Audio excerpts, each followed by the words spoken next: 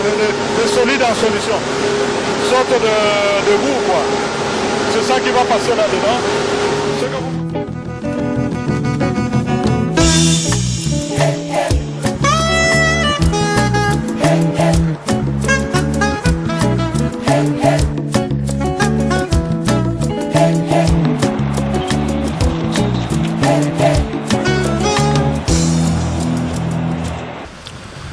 La République démocratique du Congo accueille des industriels qui pratiquement se bousculent au portillon pour investir au pays, et cela à la faveur de la paix et de l'assainissement du milieu des affaires restauré au pays par le gouvernement sous l'impulsion bien sûr du président de la République, Joseph Kabila Kabange. Il y a aussi de ces quelques rares investisseurs qui, eux, ont fait foi à la nouvelle ère de démocratie qui s'instaurait déjà au pays depuis l'avènement de M. Laurent Désiré Kabila, et là c'était vers les années 1997. Nous citerons en l'occurrence Dan Gettler qui est le fondateur de Gettler Family Foundation et partenaire actif dans plusieurs entreprises minières qui participent au développement et à la reconstruction de la RDC, et dont cette participation justement est appréciée à sa juste valeur au pays.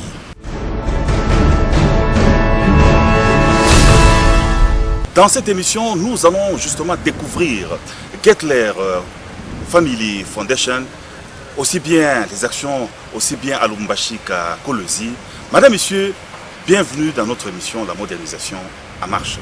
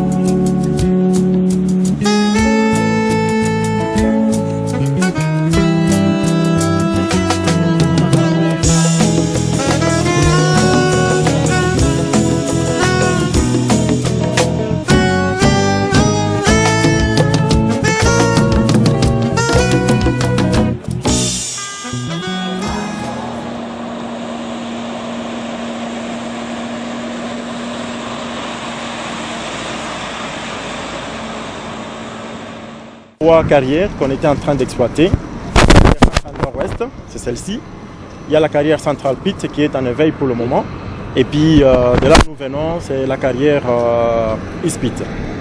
Alors la différence entre les deux, ici nous exploitons plus le Ngouba 11, qui est différent du Mwacha en termes géologiques. Et nous avons plus trouvé une concentration de la minéralisation en cuivre et cobalt. Et ce qu'il faut savoir est que dans cette carrière ici, nous avons une minéralisation pair à Samsung.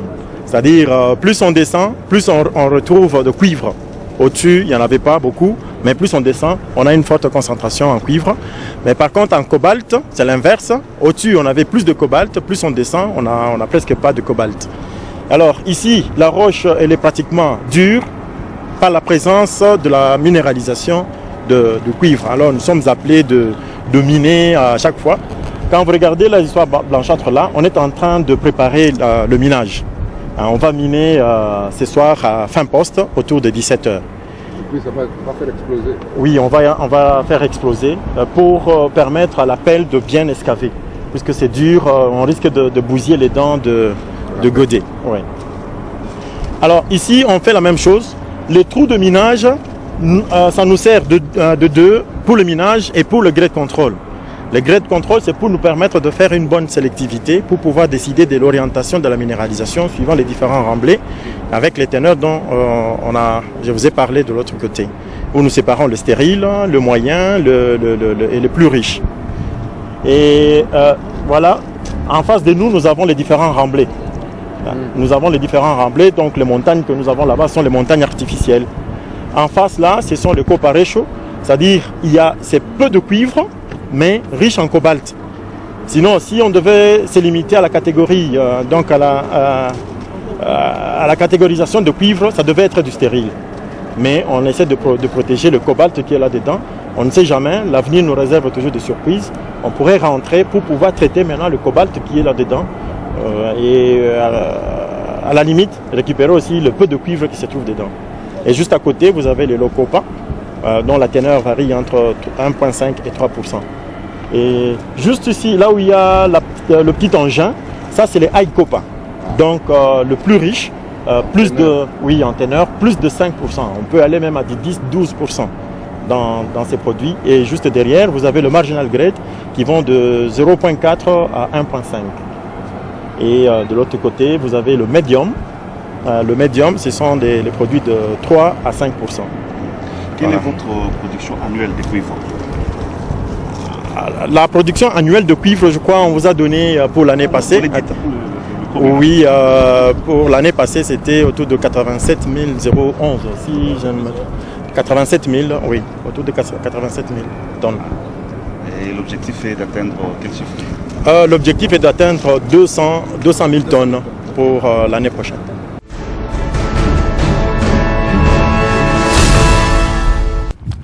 Et voilà, comme vous l'avez constaté à travers les images que nous venons de vous présenter, de Lubumbashi cap donc sur Kolwezi.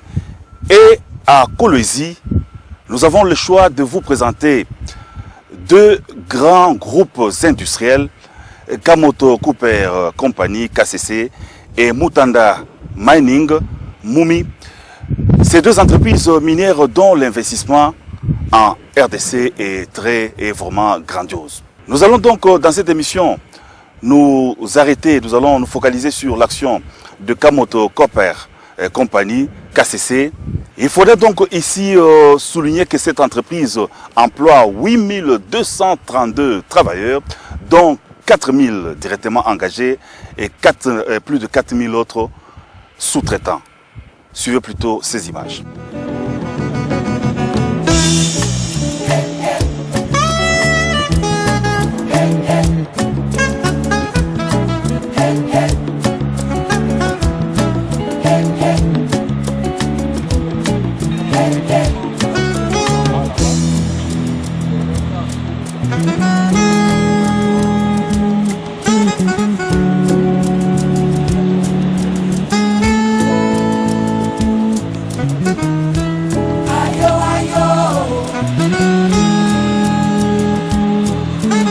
Et voilà, madame, messieurs, nous nous retrouvons là à bord de ces gros engins. C'est pratiquement un immeuble roulant.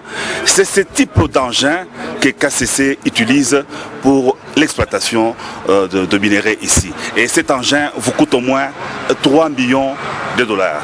Vous comprenez bien l'investissement de cette compagnie. Et à lui seul, cet engin vous transporte au moins 240 tonnes de minerais de cuivre.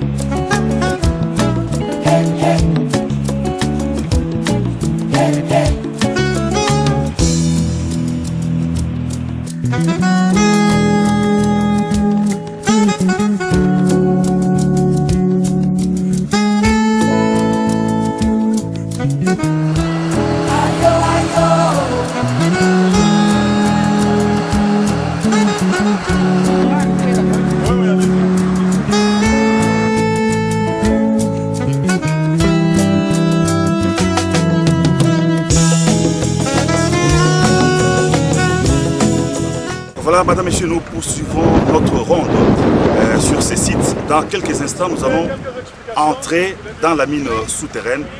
L'opinion se souviendra que le chef de l'État, Joseph Kabila Kabange, avait visité cette mine et il avait décidé qu'il fallait que les activités puissent reprendre. Aujourd'hui, c'est chose effective. Les activités ont effectivement repris ici à Kamoto et c'est plutôt la Gécamine en partenariat avec Kamoto Corporate Company, KCC, qui exploite cette mine souterraine. Je ne vous en dis pas plus, c'est plutôt ces images.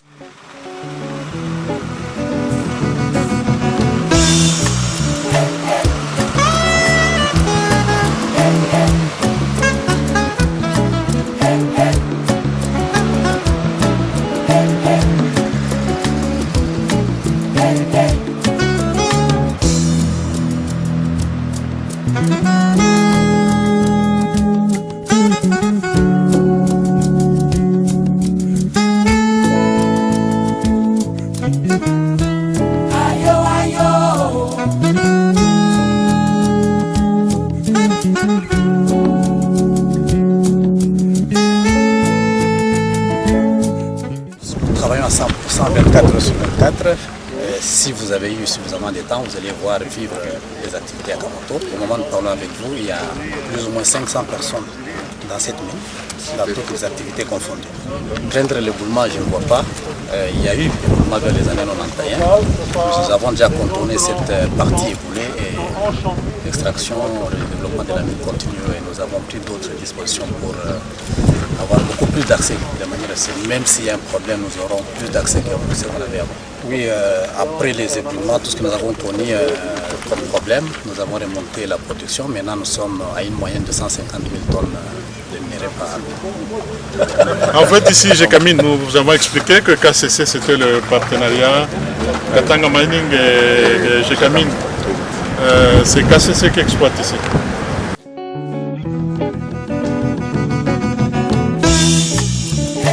Voilà donc cette mine souterraine est exploitée surtout par KCC. Nous avions dit qu'il y avait un partenariat entre KCC et la Gécamine. Alors c'est KCC qui exploite aujourd'hui cette mine souterraine. Et là, il faut souligner que l'industriel Dan Gettler a une part importante, a des parts importantes dans KCC et c'est lui effectivement qui a convaincu la plupart d'investisseurs à venir en RDC parce que lui, il est arrivé en RDC durant la période trouble, durant la période où tout le monde hésitait à investir au pays. Et bien, Dan Gettler est arrivé et aujourd'hui tout repart. Dan Gettler voudrait soutenir la révolution de la modernité prônée par le président de la République, Joseph Kabila Kabange. Vous n'avez qu'à voir vous-même le volume d'investissement.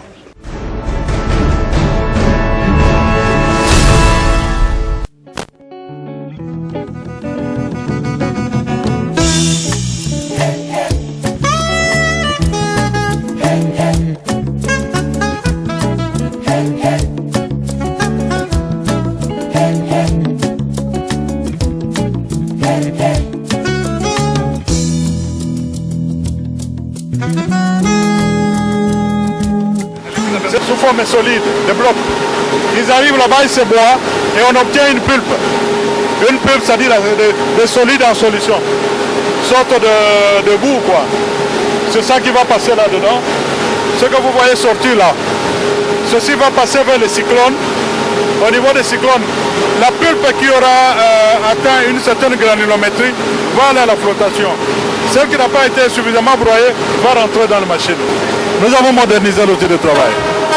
Ouais. Et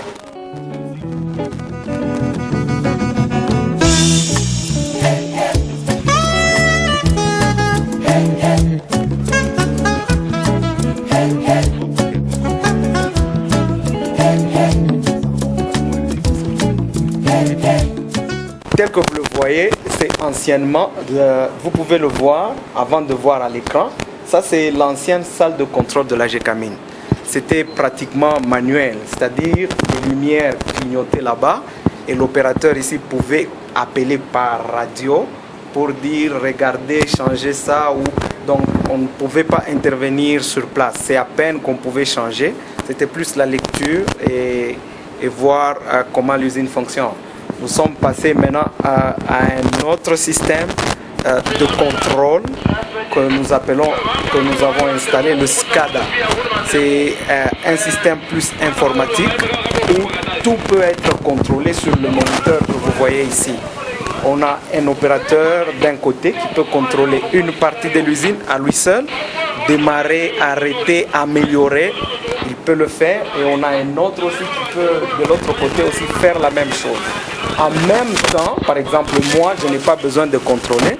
Quand j'entre directement, je dois voir mes paramètres directeurs qui me guident sur ma production. Donc les trends, les courbes que vous voyez là-bas, et ce que vous voyez là-bas, c'est moi qui ai besoin de ça. Quand j'entre, je sais voir ici, ok, il y a un problème ici, ça marche, ça ne marche pas.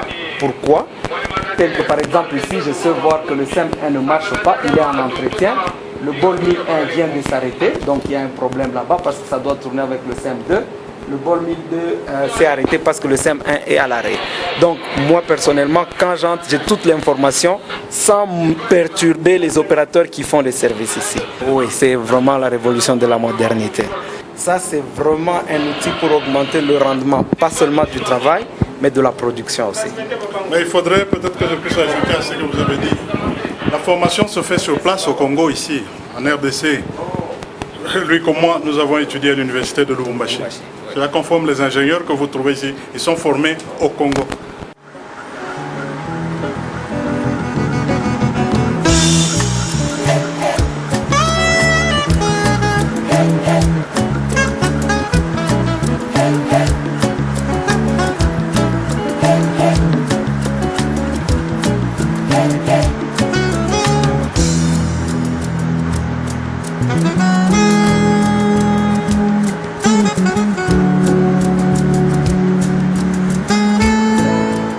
Au niveau du concentrateur, nous sommes dans une phase critique où on va installer une nouvelle technologie ici, qu'on a déjà commencé là-bas. Vous pouvez voir les 4 cellules qu'on a mis là-bas.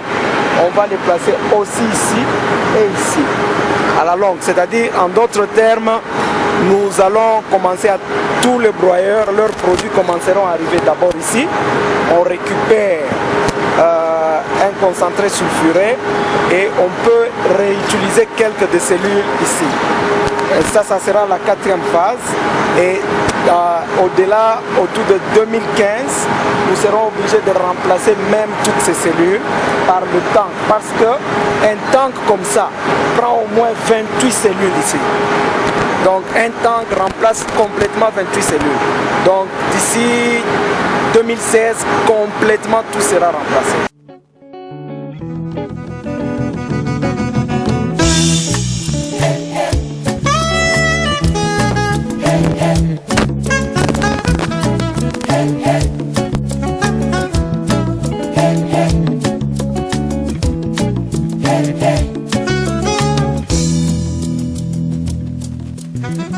Oui, ça c'est l'usine de Luilou. À l'usine de Luilou, les concentrés qui viennent du concentrateur que vous venez de voir, qu'on appelle KTC, passent d'abord par nos fours que nous avons ici, qu'on appelle le four cryosolide.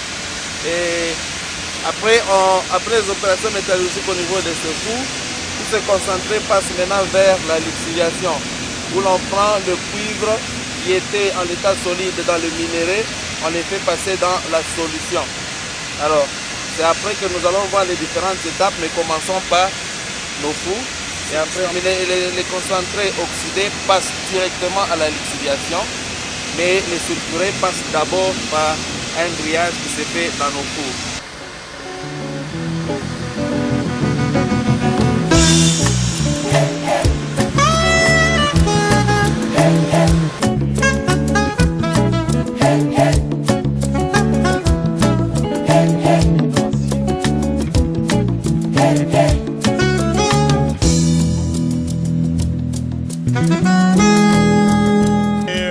Tous les efforts que la société fournit pour moderniser les équipements en vue de soutenir cet objectif de 300 000 tonnes de cuivre à l'horizon 2015.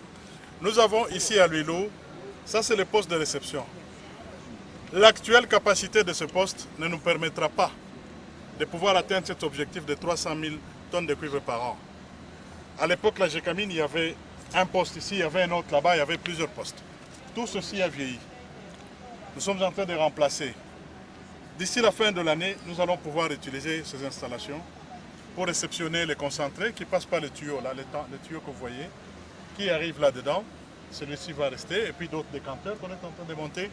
Et de là, on va soutirer les produits, disons, le concentré vers le bas et l'envoyer vers la nouvelle lixiviation.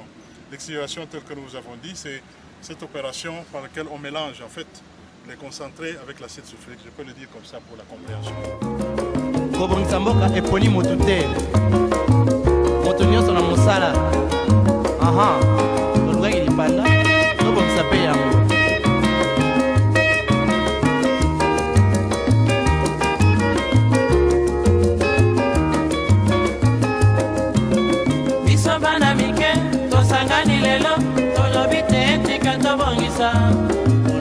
Sanga baya na biso bakolo bato a conseil oye population ya Congo jeunesse nationale basengi lelo mpo babongisa Congo ezali buya ya population bakonzi bayoka na matoi bato a Congo oye bato a Congo oye bato a Congo oye mwana Congo bato a Congo oye yoka lelo bato a Congo de départ qui est en acier inoxydable et nous fonctionnons avec un cycle d'autour de 6 à 8 jours. Quand vous déposez votre feuille de départ, 8 jours après, on vient, on récolte et on a le cuivre déposé sur la feuille de départ qui est en acier inoxydable. Alors, la cathode que l'on sort des cellules, toutes ces cathodes sont déposées sur une machine qu'on appelle la machine à stripper ou une machine de défeuillage qui va défeuiller maintenant les feuilles de cuivre déposées sur la feuille de départ en acier inox. On récupère la cathode de cuivre et la feuille de départ se régénère, on la remet dans la cellule. C'est en fait tout ce qu'on fait ici. Alors nous allons monter au-dessus, nous allons vous montrer les cellules électrolytiques même en question. Et puis nous allons vous montrer comment et nous allons vous montrer notre petit parc où nous entreposons le cuivre avant de les transférer de l'autre côté pour l'expédition.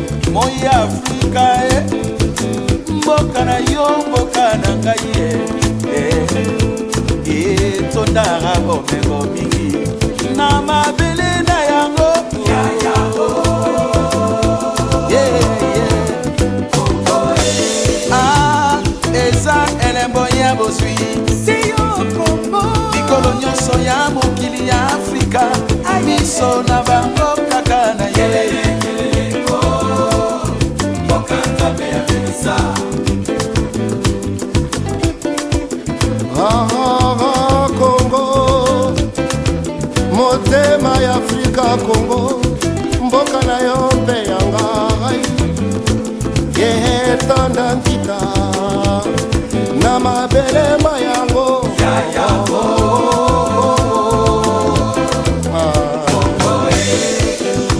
soki tosali te bandeko nani mwaku ya kosalela biso esengeli tosimba mosala mpo Afrika mobimba ezwa mpema tala nkita lolenge yawe atya na Congo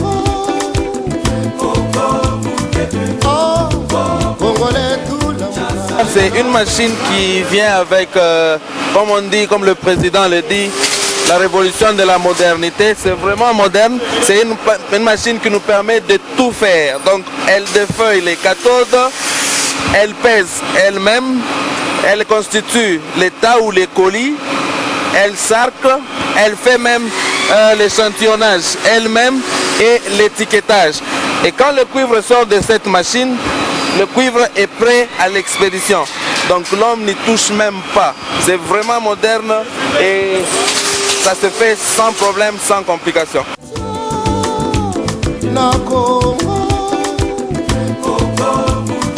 Oh, Congolais tout le monde penza. Voilà donc pour la production minière qui est, vous l'avez constaté, grandiose.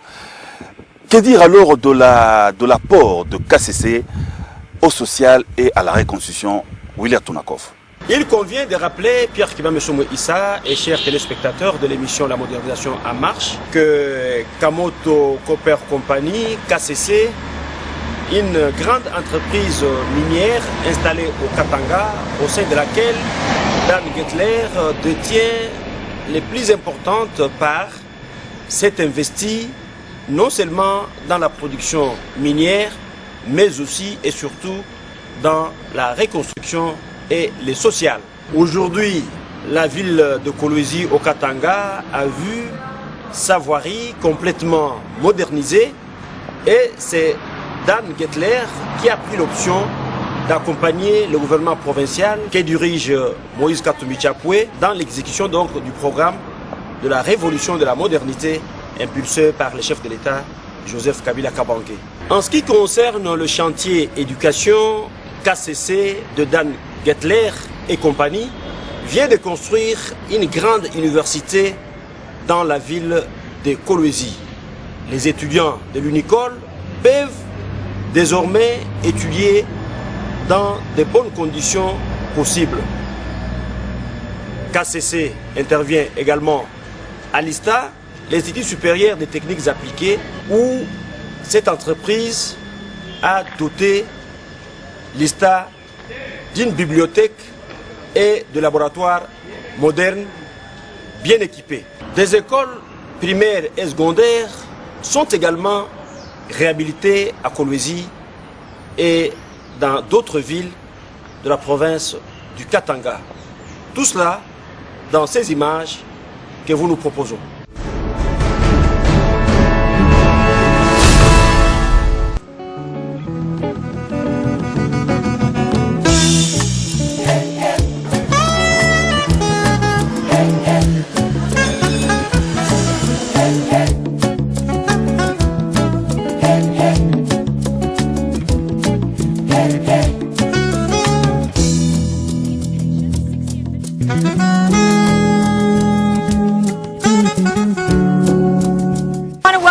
To our hospital. We're very happy to have you here.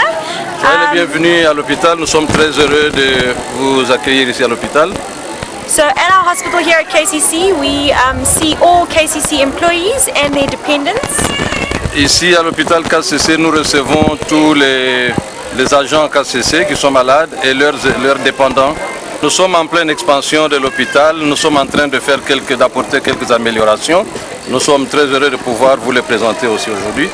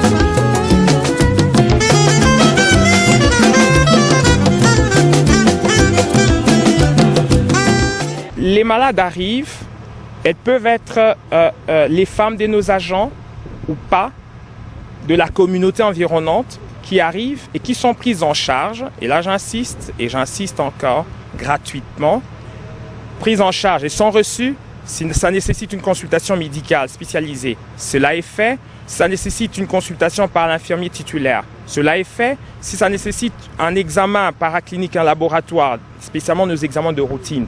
Cela est fait, et si ça nécessite finalement que la personne soit prise en charge sur le plan curatif, les médicaments de première nécessité lui sont administrés, lui sont donnés. Et si aussi ça nécessite encore une hospitalisation, à ce moment-là, comme je l'ai dit, on réfère le cas au niveau de l'hôpital. Bon, ici à Moumé, on ne paye pas. Qu'est-ce que vous ne payez pas? Tous les frais. Nous sommes venus comme moi. Je suis venue pour la consultation, c'est pour ma première fois. Je suis arrivée, on m'a accueilli. Bon, je n'ai rien payé. On m'a fait les examens des labos gratuitement. Pour le moment, je suis en train d'attendre le médicament gratuit.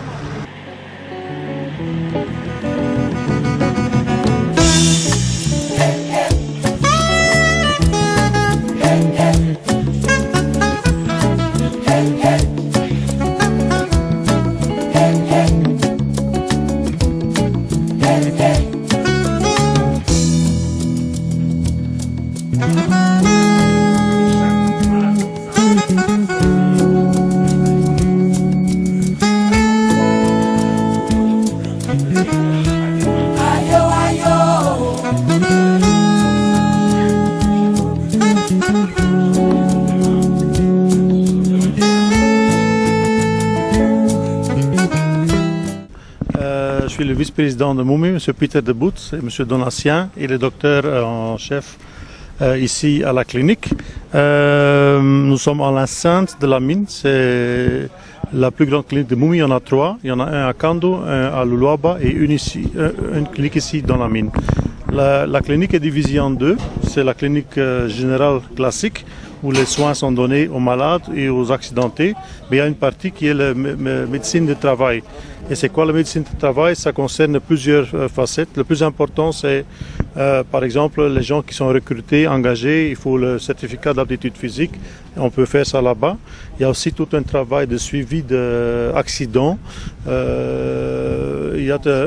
Il y a beaucoup de prévention dans les mines. Quand les mines regardent à l'intérieur d'eux-mêmes, ils se comparent aux autres mines. Vous avez les statistiques mondiales, les statistiques en Afrique. On peut comparer par exemple une mine qui produit 100 000 tonnes de cuivre en Zambie, ou au Chili, ou en Malaisie, ou ici. Et on va comparer maintenant combien d'accidents, de petits accidents, moyens accidents, accidents graves. Et ils doivent rester en dessus d'un seuil toléré, accepté pour les standards internationaux. Naturellement, le minimum, 0 c'est le meilleur, mais 0 c'est impossible. On est dans un lieu, un endroit industriel et il y a toujours des accidents. Maintenant, si on voit que ça commence à monter, il faut essayer de gérer ça. C'est par la prévention, l'éducation, et il faut apprendre à tout le monde par exemple, des petites choses qui peuvent sauver des vies, c'est avoir le casque, avoir les lunettes de protection, avoir les bottes de protection, ainsi de suite. Savoir comment, par exemple, pour les chauffeurs, les manipulations des engins, tout ça, ça fait partie de la sécurité et de safety, prévention.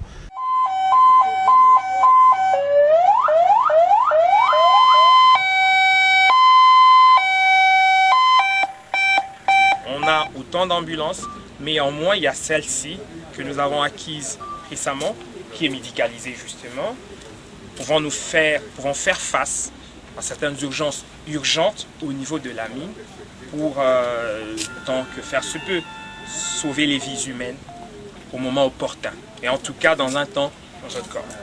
Et donc cette ambulance là c'est vraiment une nouvelle acquisition.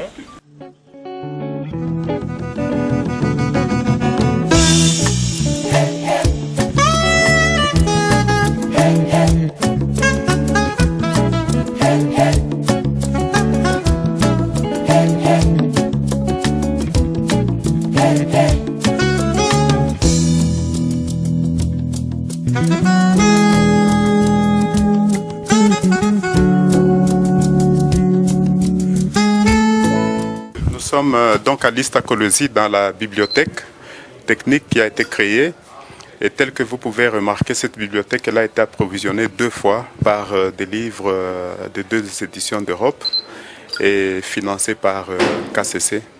Ce sont des livres qui sont de l'édition du Nord et l'université, des presses universitaires romandes et qui couvrent pratiquement tous les domaines techniques de l'ISTA.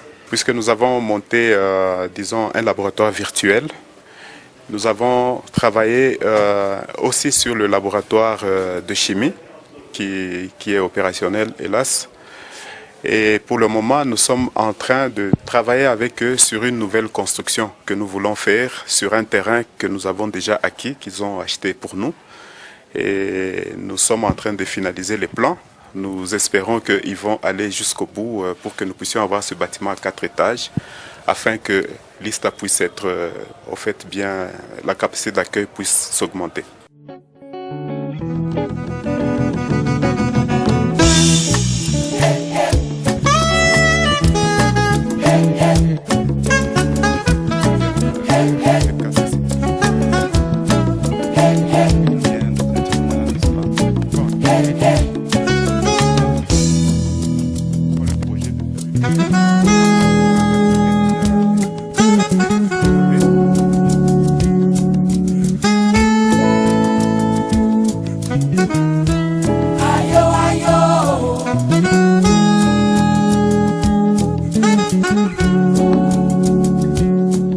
Donc, je disais que nous sommes à l'entrée du laboratoire de chimie de l'ISTA Kolwezi, dont les équipements majeurs ont été aussi fournis par KCC.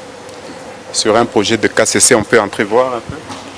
Labo de chimie, nous faisons la chimie analytique classique et la chimie instrumentale avec autour du photospectromètre d'absorption atomique.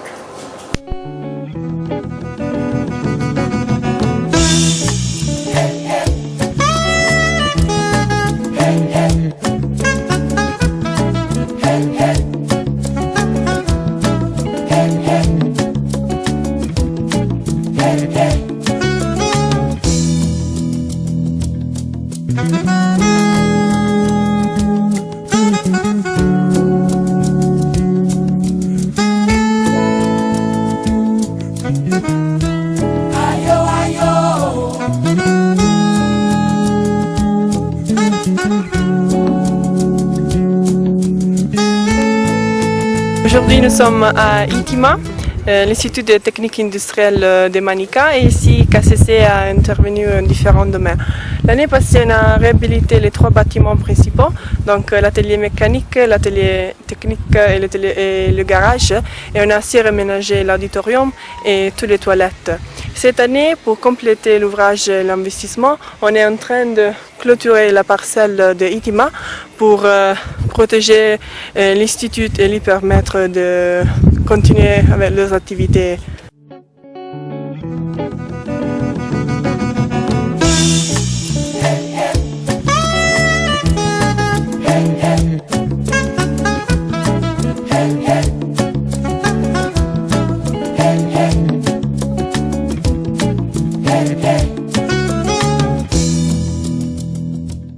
On a commencé ça en 2011 et on a construit et équipé tous les bâtiments ici. Vous voyez, il y a les salles d'enseignement, il y a 8 salles d'enseignement, il y a un auditorium, il y a le bureau des enseignants, le secrétariat et aussi les toilettes. On a aussi équipé tout avec les tableaux et les bancs scolaires. Et cette année, on est en train de finir avec l'adduction d'eau et d'électricité. Et on espère de mettre ça cette année à la communauté. Donc, comme vous voyez ici, la propriété s'éloigne, c'est très très grand. Donc, on a aussi mis la clôture. Et donc, c'est ça. On a équipé la ligne que je vous avais montré du bus, donc de là-bas jusqu'à ici pour amener l'électricité à cet endroit parce que c'est un peu éloigné de la ville. Et donc c'est ça pour le moment. Donc c'est juste KCC, il n'y a aucune autre entreprise qui a donné aussi sa cote. Il n'y a pas d'autre entreprise qui a financé ça. Ça c'est un projet de KCC, donc c'était un engagement qu'on avait pris avec le gouvernement provincial, donc on a amené tous les projets indépendamment.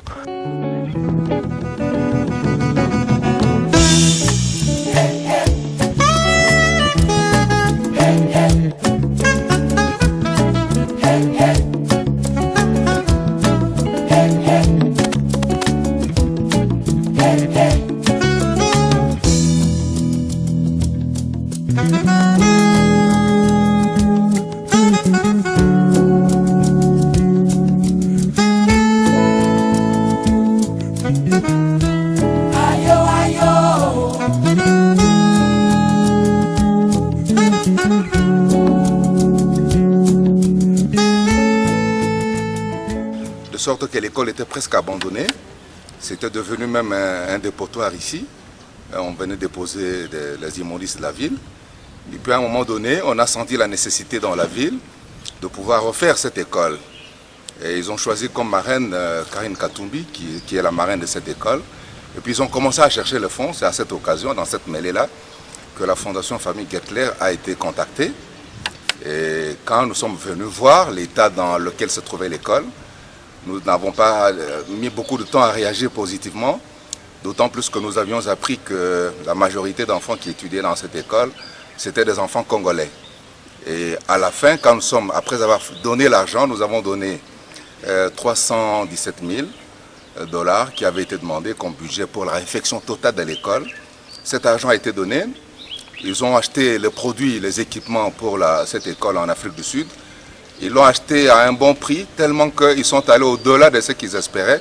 Ce qui fait qu'ils ont pu faire un supplément de travaux qui n'était pas prévu initialement. Et quand le responsable, le chargé de la coopération culturelle française était venu pour visiter cette école, on a fait venir la Fondation Famille Gettler pour recevoir des remerciements de vive voix de la part de l'ambassade de France, qui découvrait un partenaire qui avait mis de son argent pour réfectionner une école consulaire. Et comme je venais de vous le dire, c'est à cette occasion que nous avons appris que 80% d'enfants congolais étudiaient dans cette école. Donc si la Fondation Famille Gettler est intervenue pour réfectionner cette école, c'est dans sa vocation de pouvoir contribuer à l'amélioration, faire son apport dans l'éducation de l'élite congolaise. Vous savez que beaucoup parmi nous sont passés par des écoles consulaires, des écoles françaises ou belges. Et nous avons tenu à offrir les autres générations qui arrivent de passer par des bonnes écoles pour la formation de l'élite de demain. Et c'est ça le sens de l'apport de la Fondation Famille Gettler. Et nous n'avons pas été seuls, d'autres partenaires sont venus pour prendre quelques tâches par-ci par-là. Mais si les responsables de l'école étaient là, ils allaient vous le dire. Nous passons au moment où l'école, tout le monde est en vacances. Et nous n'avons pas, tout le monde est en vacances, ils sont à Paris. Et ils sont partis se reposer. Nous arrivons au moment où c'est fermé. C'est ainsi que nous n'avons pas pu trouver les responsables de cette école pour qu'ils apportent tous les témoignages qu'ils nous avaient dit lorsque nous étions passés à plusieurs reprises ici pour pouvoir. Alors, les travaux que vous allez visiter, que vous avez vus, s'ils étaient là, ils allaient vous montrer, ouvrir toutes les portes pour voir tous les apports qui ont été faits. Mais néanmoins, nous pouvons particulier qu'il y a une salle informatique qui a été construite et équipée entièrement avec cet apport de la Fondation Famille Gettler. Vous savez aujourd'hui la valeur de l'informatique dans la formation des enfants. C'est quelque chose qu'ils tiennent toujours à souligner. Et ils ont restauré même les espaces de jeu, les aires de jeu qui sont ici. Vous savez que les jeux sont importants pour la formation des enfants. Donc c'est encore un jalon qui a été posé par la Fondation Famille Gettler.